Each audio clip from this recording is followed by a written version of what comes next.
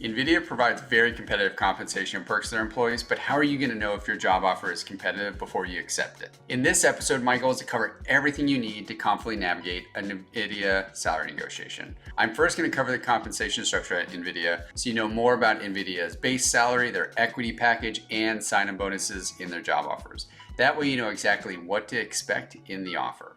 Then I'm going to walk you through my 5 recommended steps for negotiating an Nvidia offer that are proven through real Nvidia salary negotiations that I've led for my clients. That way you can go ahead and filter out some of the bad advice out there and use salary negotiation strategies that are actually going to work to get you better pay at Nvidia. Then I'll close out the episode by highlighting some very common mistakes that you should avoid in an Nvidia salary negotiation. That way you don't risk the opportunity and you actually secure competitive comp before you begin. So let's dive into it really quick.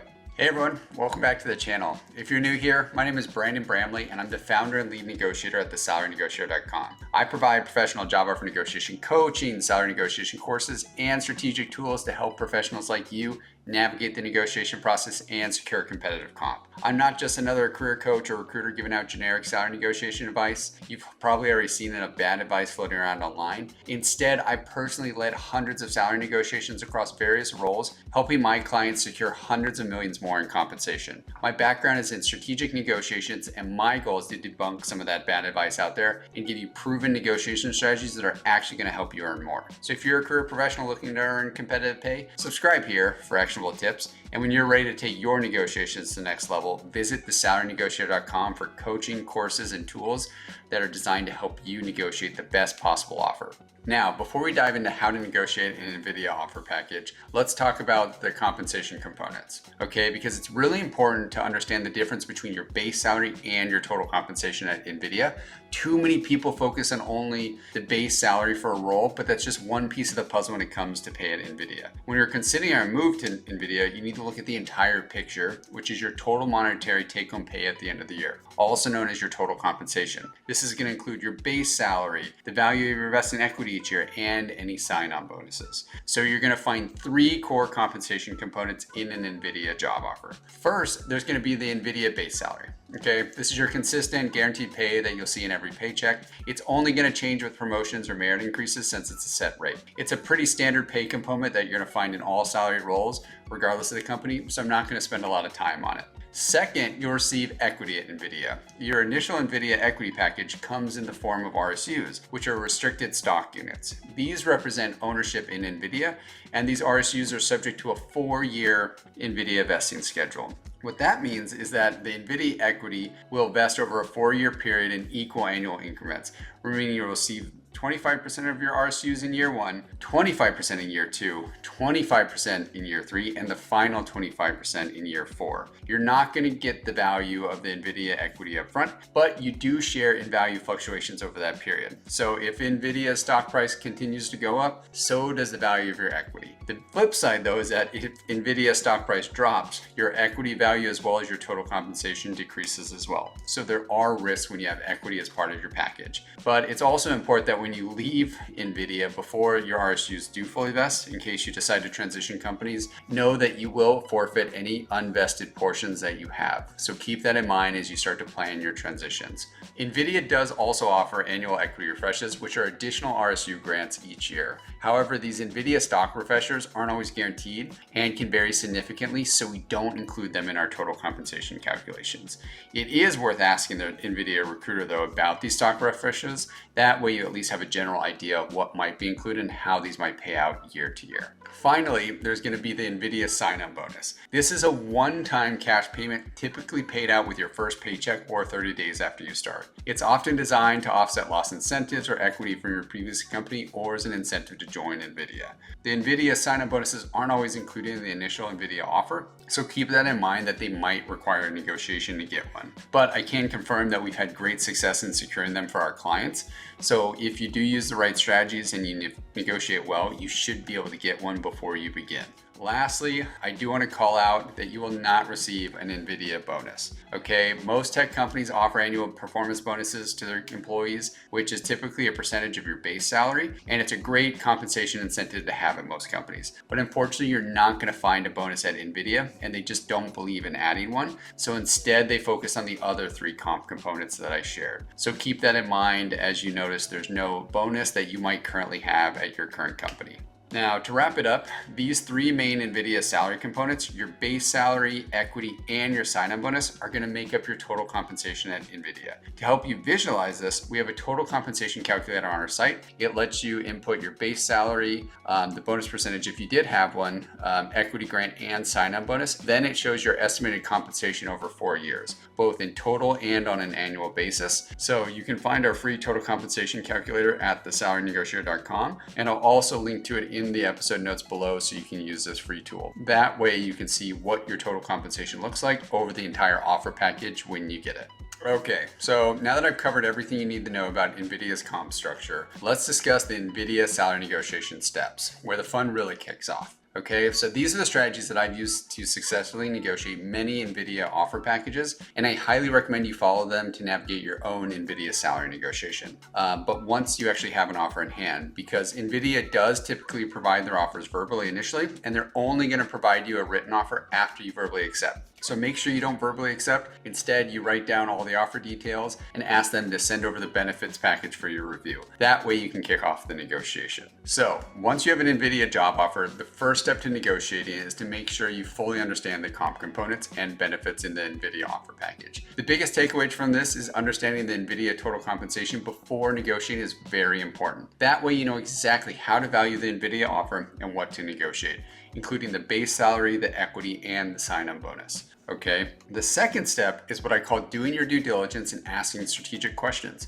This is where you review the NVIDIA offer and come back with a list of questions for the recruiter. This not only helps you clarify any questions you might have about the offer, but it also allows you to strategically ask questions that are going to build salary negotiation leverage. Okay. You can call out things that might not be as competitive as your current company. Hey, for example, I have a bonus, or what competitors offer, right? And if you need some ideas, I've created a huge list of strategically drafted questions that you can ask, which is included for download on my templates page, and I cover it in my course. Okay, so don't skip this step. Even if you think you understand the offer and don't have questions, it's important in changing the narrative for the negotiation. Okay, we don't want to just ask for more money. If we ask for more money, it's not going to go anywhere and it's going to come out of the blue. Instead, we want to show them that we're doing our research, we're fully reviewing the offer package so that when we do come back with an ask, it doesn't come out of left field, and it's based on research, which leads me into the third step, okay, where you need to actually do your NVIDIA compensation research and find not only the base salary range, but also the total compensation range for the specific role, location, and level at NVIDIA. Okay, that way we can take a data-based approach rather than asking for random numbers.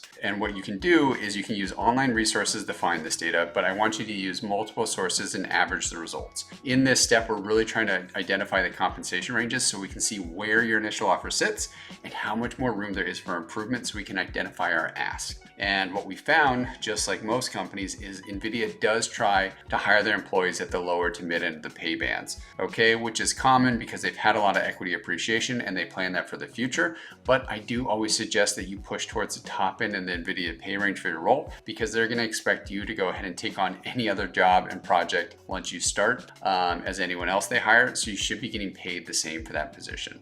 As for the publicly reported data, be careful because this is not always accurate, okay? And I highly recommend using multiple resources because one, new hires aren't gonna go ahead and have like stock appreciation yet, but people reporting that would, okay? So the compensation might not be the same, as well as people are error prone and they upload incorrect data on total compensation. So make sure you're using multiple resources and you're averaging across those when you're building the ask in your NVIDIA counteroffer. And if you need help for this, dive into my course where I cover exactly how to do this compensation research, or use my compensation research comparison tool on the templates page to make sure you know how to build your ask in your counteroffer. Now, once you have the NVIDIA compensation research done and you've gotten answers to all your questions, you're now ready to draft an NVIDIA counteroffer. Okay, so this is where the fun takes off, and this is where we want to actually take a data-based approach to craft the Nvidia counteroffer for the recruiting team. What we're going to do is we're going to present the top end of the range that you're targeting based on your research and call out any items that weren't competitive based on your due diligence questions.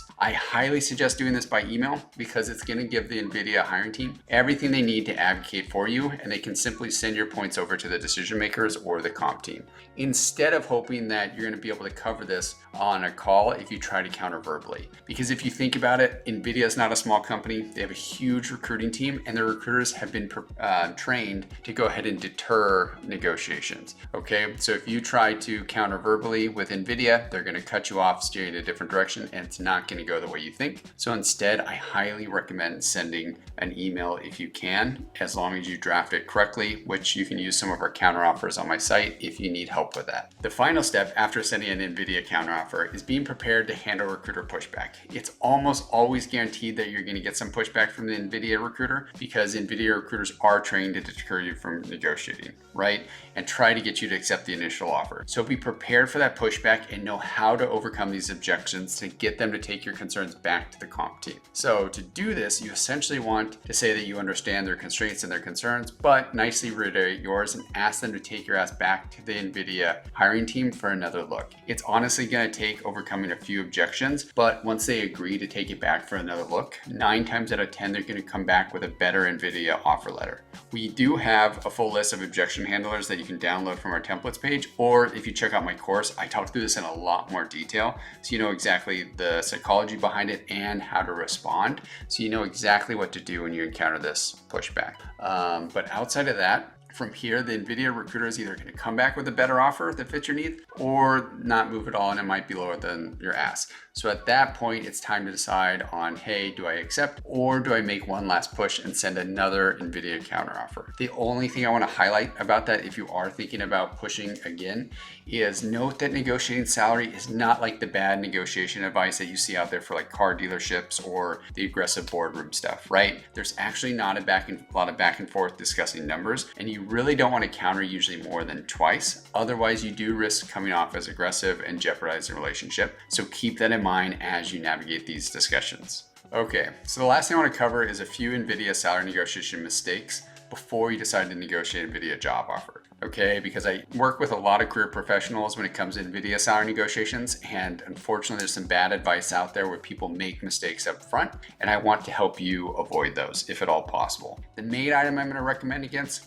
is sharing your salary expectations or current pay with Nvidia recruiting team. This is usually only going to work against you, right? But the recruiter is going to ask about it. However, if you think about it, right, if you throw out a number that's lower than what Nvidia could offer, you're going to likely get less compensation, right? Or you'll be at the low end of their pay range. And the other thing that happens at these tech companies, especially with Nvidia, is if they find out you're willing to accept or making less than what their level pays, they might down level you to that lower level that still hits that same pay range. It's very common, so be very careful with what you decide to share.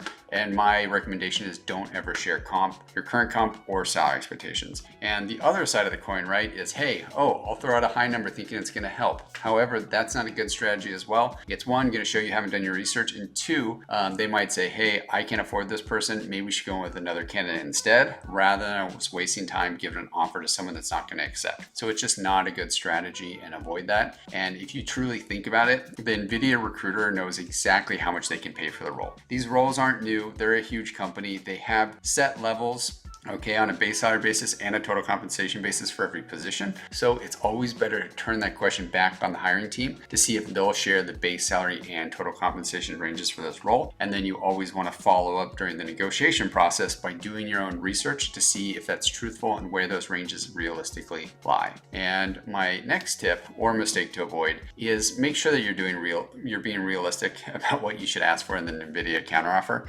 Okay, way too often people ask for way too much that doesn't make sense. You're either going to get laughed at or it's going to come off as aggressive and honestly could get the offer rescinded. So make sure you're taking a database approach when it comes to Nvidia to make sure you're asking for realistic compensation that they can provide. Like I mentioned before, they have compensation bands for every role level and they're only going to pay within those bands. So don't jeopardize your Nvidia offer package by coming off as too aggressive and asking for realistic numbers. Just don't do it. And finally, don't be worried about an Nvidia salary negotiation. You're probably going to feel nervous, but as long as you follow proven strategies and keep the negotiation professional, there's no reason you to risk the offer. If you do it right, you should secure a better Nvidia offer package before starting the new role. So have confidence in this, but make sure you follow proven strategies or get the negotiation support that you need to negotiate a competitive offer package.